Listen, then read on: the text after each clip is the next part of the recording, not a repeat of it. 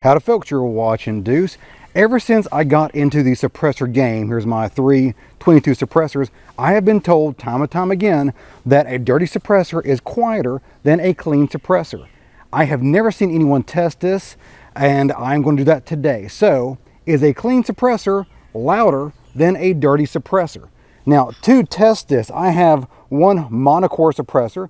This is a Sparrow, and it has a monocore style internals in here. I will show you that here momentarily. And then these two are both K-style cup suppressors. They have basically K-cups inside, which you'll see one of those as well here shortly. They are identical, except one of them is made out of titanium and the other one is aluminum. So I'm going to shoot all three of these with supersonic and subsonic ammo through rifles and pistols, and then I'm going to clean the monocore suppressor and I'm going to clean the titanium suppressor as clean as I can get them. The aluminum suppressor I will keep as is as a control, and I'm going to shoot them all again at the end of the day because I've got a lot of work to do here on the farm. This really is an impromptu video here, so I'm going to be kind of rough and tumble today because I'm actually going to be doing a lot of yard work and farm work and everything else here, so I don't even have rear sights on this.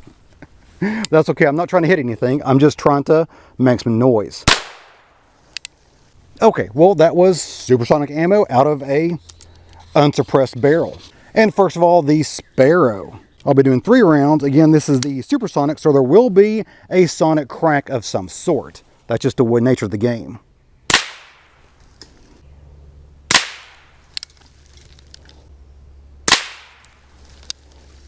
We now have the aluminum suppressor right there, ready to go. So we're going to put 3 rounds supersonic through that.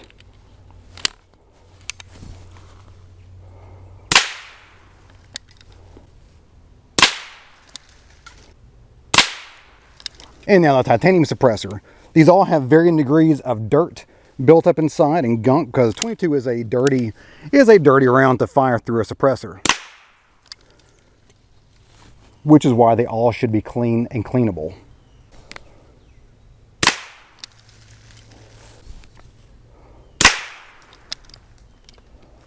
All right, well that goes it for the rifle. Now let's get to the pistol. Playing the part of the pistol today will be this GSG Firefly pistol, of course, 22 long rifle. I've got 12 rounds loaded here in a 10 round magazine. Stay tuned for that video because I do have a change out on the magazine to get higher capacity. Normally it's 10 rounds.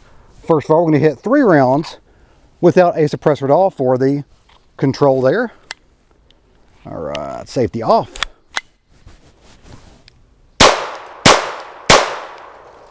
And now the suppressor, aluminum suppressor,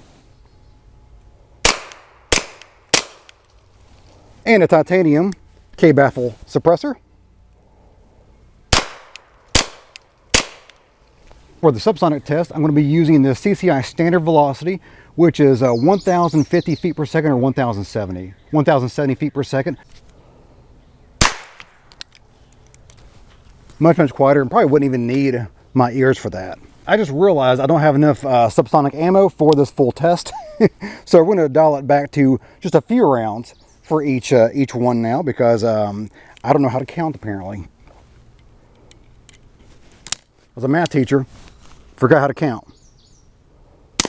And this is the Sparrow. The aluminum K-baffle suppressor. And now the titanium K-baffle.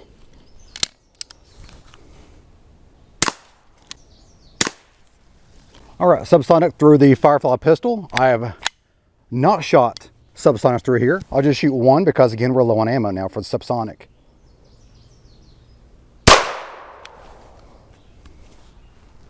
It's not quiet. Sparrow with subsonics. Aluminum K-baffle. And titanium K-baffle. Here is the dirty monocore baffle. It is not that dirty at all. I thought it was going to be dirtier, but it isn't. It really doesn't need to be cleaned, but I'm going to try to clean it up as best I can. And here are the dirty K-baffles. Again, these aren't super dirty. They are kind of caked down a little bit, but nothing to write home about. This will be perfectly serviceable and usable for many thousands of rounds from now on before it really needs to be cleaned. But we're going to go ahead and clean them right now anyway. And now it's time to clean my suppressor parts in my Federal Arsenal rotary tumbler. Now, if you notice right there, I used what's called a fart wrench to really tighten down the lid on this rotary tumbler to keep it from leaking. It's called a fart wrench. Let's see, that stands for Federal Arsenal Rectal Trauma. No, wait, that's my Taco Bell review. This is the Federal Arsenal rotary tumbler wrench. You can buy these online, I think on eBay for 25, 30 bucks, something like that. Or you can do what I did, was to print one off on your 3D printer for about $2, I think. If I find a file, I will put a link down below in the comment section. I always use the first comment in the comment section as all my info to you guys because YouTube doesn't like me putting stuff in the video description. Now the fart wrench has a whole bunch of indents right there that coincide with the indentions or the knobs on the lid there, and you got to really tighten this thing down to keep it from leaking. And I just use one of my hammers here, my dead blow hammer. There we go.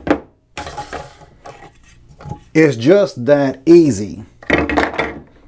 I really do like this rotary tumbler. It is the way to go to get really, really clean brass. There we go. Nice. Of course, you got the pins there. And now my hands are covered in lead. Always recommend to use some sort of de-lead product. You don't need to use this exact soap, but there are a couple different brands on the market. They all pretty much use the same chemicals to remove lead from your hands, because regular soap, you're not going to get lead off your hands with just Dawn detergent. Alrighty folks, it has been a very long day on the farm. If you've ever worked on a farm, you know that the day, the chores, the work never actually ends. You just get plumb wore out, and I am plumb wore out. So we're going to call it quits today on the farm, and we're going to test out the newly clean suppressors. And you can see right here in this picture, they are very clean. Are they factory fresh clean? Are they completely 100% spick and span clean? No, they are not, but they are way cleaner than you're ever going to probably achieve on your own, unless you are just very meticulous with your suppressors, which means you spend more time cleaning than shooting. So let's test this out here. There's going to be the pistol, the Soundscope Sparrow, and subsonic ammo. No, I got a fail to something. I'm testing this pistol out too, by the way, this GHE Firefly. There are some bobbles. Okay, the first round pop seemed to be louder. That's my guess. And now we have the K-Baffle titanium version, which was also clean, as you saw right there. Super, super duper clean.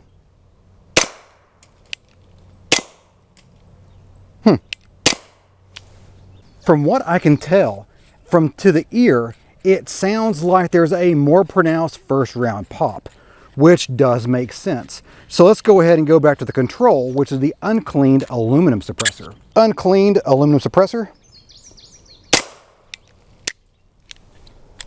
Oh, that's it, that's it.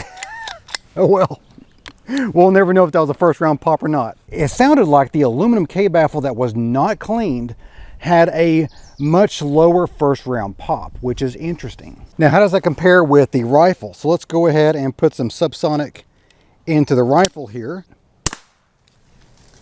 Dang, that's quiet. Cleaned titanium suppressor on the rifle with subsonic. And now we're going to try a supersonic on the rifle with the cleaned titanium K-Baffle suppressor. There we go. Fairly loud. That seemed louder than normal, but could be my imagination. And now the Soundscope Sparrow. I think cleaning it gives it a little bit higher tone. All right, clean Sparrow with supersonic ammo and the pistol. And now the clean titanium. And the dirty aluminum.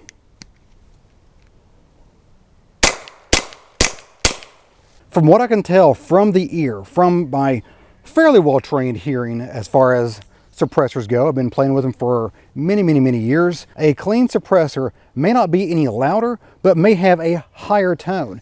And our ears, they're not digital devices, they're not computers, they're analog. So your ears will pick up higher tones better, which means a higher tone will sound louder. So if you have two different suppressors and one of them has a higher tone and the other one has a lower tone, but they're both measuring the exact same decibel as far as the loudness is concerned, you're going to hear the higher tone suppressor more. That's going to sound louder to you because of the higher tones. Talk to any hearing aid specialist and they will tell you about higher tones versus lower tones and what's picked up by your hearing. So I think that's what's happening. Further analysis while I'm editing. If you listen to the video really closely, you cannot really tell, and I had my headphones on trying to figure this out, you cannot really hear the higher versus lower tone over the computer because that sound is processed by my microphone, it is processed by my computer, and then processed by YouTube, and then processed by your computer or your phone, whatever you're watching this video on. So it is gone through hell and back before you actually hear that video. Now here's a good example of that first round pop being louder on the clean suppressor. Here's dirty suppressor, clean suppressor. And again, side by side. And you can tell that that first round pop is quite a bit louder. Now it immediately quietens down, but apparently there is a little more, maybe not volume, but a little more area for the oxygen to get in there and cause that first round pop, which is what the first round pop is caused by oxygen in there burning off that extra little bit of powder going through the system.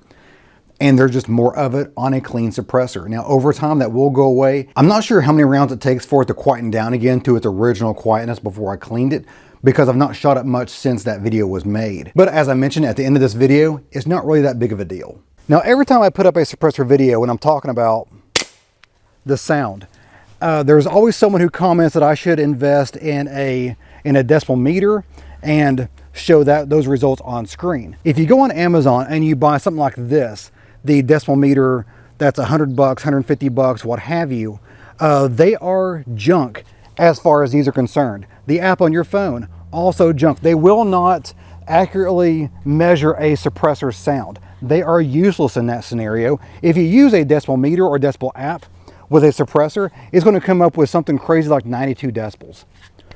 Yeah, that's not happening. Even the best suppressor for 22, even with subs, is going to be over 100 decibels, like 102, 108. I think that's the record for a subsonic but normal standard velocity type ammo. So without investing thousands upon thousands of dollars, and there we go, into the decibel meter, then you're not going to get a good reading. And now there are some YouTubers out there that have well, there we go, that have access to those expensive decibel meters.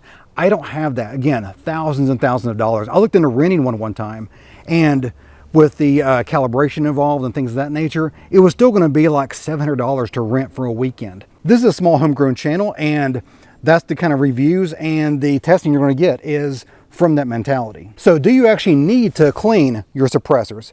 Eventually, yes. Eventually you will need to clean your suppressors, but not for a very long time, thousands of rounds before it impacts the sound, because they will fill up. They will slowly fill up the chambers inside, and once their volume is reduced enough to the point where it impacts the sound, then you definitely need to clean it. But it is not something that's imperative. I mean, I had thousands of rounds on this sucker and it was not that dirty. But if you do happen to clean your suppressor or need to clean your suppressor for a special event, it's not going to hinder the sound that much. Will it be noticeable side by side? Maybe a tiny bit, but for the most part, especially with 22 suppressors, you are not going to impact the sound that much. All right, click. There we go. Alrighty. Well, that's it for me today, guys. Hope you enjoyed it. If you did, give me a like and go subscribe. A lot more is on the way. If you have any comments, questions, show ideas, leave that in the comment box of the video. I'll try to answer as many of those as possible. And as always, you guys have a great day. See ya.